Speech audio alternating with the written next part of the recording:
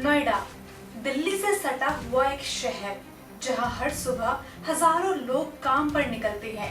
किसी के हाथ में लंच बॉक्स होता है, किसी के चेहरे पर जिम्मेदारियों का बोझ। कोई मेट्रो पकड़ता है, कोई बाइक से फैक्ट्री पहुंचता है और शाम को वही लोग थके हुए घर वापस लौटते हैं। लेकिन इन्हीं लोगों में से कुछ लोग एक दिन काम पर नहीं गए, वो सड़कों पर उतर आए। कारण साधारण था, उन्होंने कहा हमारी सैलरी बढ़ाई जाए। ऊपर नहीं जाएगी, हमारी सैलरी बढ़नी चाहिए। हम 8 घंटे ड्यूटी करते हैं और हमारी सैलरी बढ़नी चाहिए। अभी मांग नहीं है, हर जगह हर सेक्टर में लोग सैलरी बढ़ाने की मांग करते हैं, लेकिन इस बार जो हुआ वो अलग था। नोएडा के फेज 2 इलाके में कर्मचारी इकट्ठा हुए। कोई बड़ा मंच नहीं था, कोई राजनीतिक झंडा नहीं था, बस कुछ लोग थे जो कह रहे थे हमारी सैलरी बढ़ाई जाए। धीरे धीरे लोग बढ़ते गए, भीड़ बढ़ गई, सड़कें रुक गई, ट्रैफिक थम गया और फिर खबर आने लगी कि कुछ जगहों पर गाड़ियों को नुकसान हुआ है, पत्थर चले हैं और पुलिस पहुंच गई।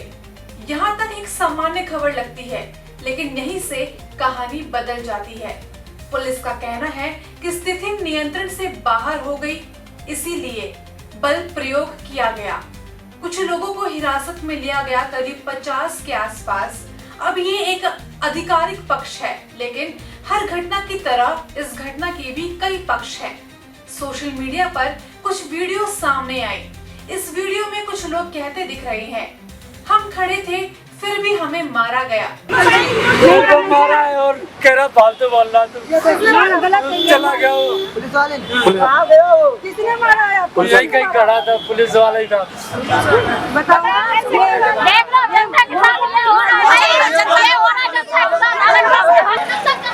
अब इन वीडियो की पूरी सच्चाई क्या है, ये जांच का विषय है।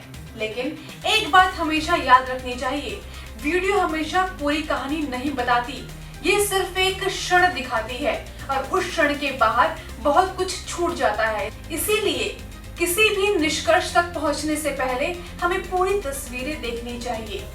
अब जरा इस विरोध की जड़ों पर जाते हैं। कर्मचारियों का कहना है कि काफी समय से उनकी सैलरी नहीं बढ़ाई गई और दूसरी तरफ महंगाई लगातार बढ़ती जा रही है। अब महंगाई एक शब्द है, लेकिन उसका असर वास्तविक है। प्रदर्शन चल रहा है और जो ऊपर से आदेश हुआ उसका कोई नियम ना कानून नहीं हो रहा है और उसी हिसाब से काम हो रहा है। पहले के हिसाब से कोई पैसा बढ़ नहीं रहा है यहाँ पे। कब से काम कर रहे हैं आप यहाँ पे? हम लोग को हो गया 14 से 15 साल से हम लोग सिलाई का काम कर रहे हैं। हाँ जी। और बढ़ती महंगाई के कारण कैसे मैनेज कर रहे हैं? महंगाई बढ़ रही है लेकिन वेतन नहीं बढ़ रही, लेकिन मान लो गैस बढ़ रही है, हर चीज रेट बढ़ रहा है और यहाँ कंपनी का वही रेट है, वही पैसा मिलता है, कोई 1 रुपया बढ़ा के नहीं दे रहा है और बाहर हर चीज में पैसा बढ़ रहा है। 300 रुपए किलो गैस, 350 रुपए किलो गैस मिल रही, वो भी मिल भी नहीं रही है। ऐसे ही है सब। और आपने कितने बार ट्राई करा अपने मैनेजर को, किसी को बोला है? कंपनी में कोई नहीं है, जो कोई रूल नहीं है। कंपनी में जो रूल था वही रूल है, एक पैसा कहीं से नहीं बढ़ा। एक उदाहरण के रूप में लोग बताते हैं कि एक गैस सिलेंडर जो कभी 400 के आसपास था, अब 1200 से 1400 रुपए तक पहुंच गया है। अब ये सिर्फ एक आंकड़ा नहीं है, ये एक रसोई है जहां हर दिन खाना बनता है, जहां एक परिवार बैठकर खाना खाता है और जब उसी रसोई का खर्चा 3 गुना हो जाता है तो उसका असर सिर्फ बजट पर नहीं पड़ता, वो असर मानसिक होता है और एक दबाव बनता है धीरे धीरे जो अंदर जमा होता रहता है और फिर एक दिन वो बाहर आ जाता है, कभी आवाज बनकर, कभी विरोध बनकर और कभी कभी हिंसा के रूप में। ये समझना जरूरी है कि विरोध हिंसा नहीं होता, लेकिन हर हिंसा के पीछे कोई कारण जरूर होता है। अब इस घटना के बाद राजनीतिक प्रतिक्रिया भी सामने आई। सरकार का कहना है कि कानून व्यवस्था बनाए रखना सबसे जरूरी है और ये बात किसी भी सरकार के लिए स्वाभाविक है। जब यह सब कुछ हो रहा है, कुछ लोग उस शांति को समृद्धि की ओर बढ़ने से रोकने के लिए अशांति पैदा करने के भी षड्यंत्र कर रहे हैं। मैं अपील करूंगा सभी औद्योगिक इकाइयों में कार्यरत कार्मिकों से और औद्योगिक इकाइयों में कार्यरत श्रमिकों से भी, याद करिए ये डबल इंजन की सरकार आपके साथ कैसे खड़ी होती है। कोरोना कालखंड में आपने देखा होगा। वहीं विपक्ष के नेताओं ने कहा कि कर्मचारियों की बात सुनी जानी चाहिए। सामाजिक न्याय की लड़ाई और सामाजिक न्याय के राज की स्थापना के लिए हम लोग लगातार संघर्ष करते रहेंगे और सामाजिक न्याय के राज के लिए हमें साल लगे या सदी हम लोग लगातार संघर्ष करेंगे। हमने सुना था कि कुछ लोगों ने लोकसभा के समय पर भारतीय जनता पार्टी के लोगों ने कहा था कि 400 की सीटें जीत जाएंगे तो संविधान बदल देंगे। लेकिन हम धन्यवाद देना चाहते हैं उत्तर प्रदेश और देश की जनता को कि जिन्होंने संविधान और लोकतंत्र को बचाने के लिए बाबा साहेब भीमराव अम्बेडकर जी का जो कागज का दस्तावेज है, जो हमारा सम्मान है, मान सम्मान है, उसको बचाने के लिए मतदान कर करके संविधान और लोकतंत्र को बचाने का काम किया। ये लोग हार के बाद अंडरग्राउंड हो गए हैं, अंडरग्राउंड जरूर हो गए हैं, भूमिगत जरूर हो गए हैं, लेकिन हम सब लोगों को मिलकर के उन्हें हराना भी है और हटाना भी है। ये बाबा साहब भीमराव अम्बेडकर जी का संविधान केवल कागज नहीं है, वो लोहे की तलवार है जो समय समय पर हमें सम्मान दिलाने का काम करती है। संविधान हमारे लिए ढाल है, संविधान हमारी संजीवनी है, संविधान हमें न्याय दिलाता है। संविधान बाबा साहब का वो है जो हमें आगे बढ़ने का और बराबरी का मौका देता है। संविधान हमारा रक्षक है और संविधान के लिए हम लोग लगातार बचाने के लिए बाबा साहब भीमराव अम्बेडकर जी के सिद्धांतों को आगे बढ़ाने का काम करेंगे। कुछ ने पुलिस कार्रवाई पर सवाल भी उठाए, कुछ ने इसे कानून व्यवस्था की विफलता बताया। अब राजनीति इस घटना को अपने नजरिए से देखती है, लेकिन जो व्यक्ति सड़क पर खड़ा है उसका सवाल अक्सर बहुत सीधा होता है, क्या मेरी बात सुनी जाएगी? डबल ओटी नहीं मिलती, खाली ओटी 50 रुपए ओटी मिलती है। 4 घंटे ओटी लगानी पड़ती, 50 रुपए से ओटी कौन करेगा? 11,315 रुपए हमारी कंपनी की सैलरी है। हर महीने सैलरी बढ़ के आएगी तो 1-2 हजार जो ज्यादा मेहनत करते 100 रुपए बढ़ेंगे या फिर 150 रुपए बढ़ेंगे।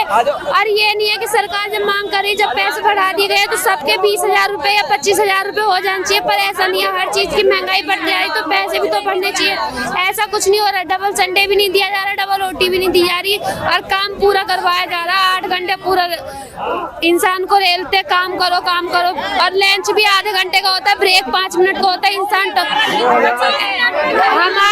हमारा आधे घंटे में खत्म कर देते, आधे घंटे में दूसरे फ्लोर पे हमें तुरंत खाना खा के जाना पड़ता है, इतने में लंच खत्म हो जाता है। और ब्रेक 5 मिनट का मिलता है, इंसान उसमें टॉयलेट जाए फिर पानी पिए, उसमें एक ही काम कर सकता है, या तो इंसान टॉयलेट चले जाएगा या फिर पानी पिएगा, तो इतने में 5 मिनट भी वो भी खत्म हो जाता है।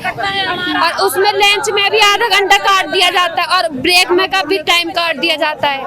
अब पूरे दिन और टारगेट हमें पूरा चाहिए, चाहे रात में जाओ चाहे कितने भी बजे जाओ, टारगेट हमें पूरा चाहिए। आपकी सुविधाओं का ध्यान नहीं रखा जा रहा है कुछ भी? नहीं। आपको छुट्टी कितनी मिलती है महीने में? छुट्टी तो मैम अभी ज्यादा नहीं, हमें 4 दिन हुए ज्वाइनिंग की हुए कंपनी में, पर हाँ जब से हमने सुना है ना तो कंपनियों में बहुत घाटा होता है, इंसान से मेहनत बहुत कराई जाती है पर पैसे उसके हिसाब से मिलते नहीं है, बहुत कम पैसे मिलते हैं। जब इंसान की 12,000 सैलरी है तो उतना ही काम करवाओ जितनी सैलरी है, तुम उससे दुगना काम करवाओगे तो सैलरी कम है, ऐसे तो इंसान को बुरा भी लगेगा ना। तो या तो सैलरी बढ़ाओ या फिर काम उतना करवाओ जितनी सैलरी करवा रखी है आपने। टारगेट इतना दे देंगे कि पूरा करो, इतना काम करो, इतना काम करना है, ऐसे पूरा टारगेट निकलवाते, पर इंसान की सैलरी वही 12,000, 11,000, 10,000 कर रहा है। आज 14 अप्रैल है, अंबेडकर जयंती, एक ऐसा दिन जब हम संविधान को याद करते हैं। डॉक्टर भीमराव अंबेडकर जिन्होंने हमें भारत का संविधान दिया, एक ऐसा दस्तावेज जो सिर्फ कानून नहीं है बल्कि एक वादा है, एक वादा कि हर नागरिक को बराबरी मिलेगी, न्याय मिलेगा और अपनी बात रखने का पूरा अधिकार मिलेगा। संविधान ये भी कहता है कि नागरिक शांतिपूर्ण विरोध कर सकते हैं, लेकिन संविधान यह भी कहता है कि कानून व्यवस्था बनाए रखना राज्य की जिम्मेदारी है।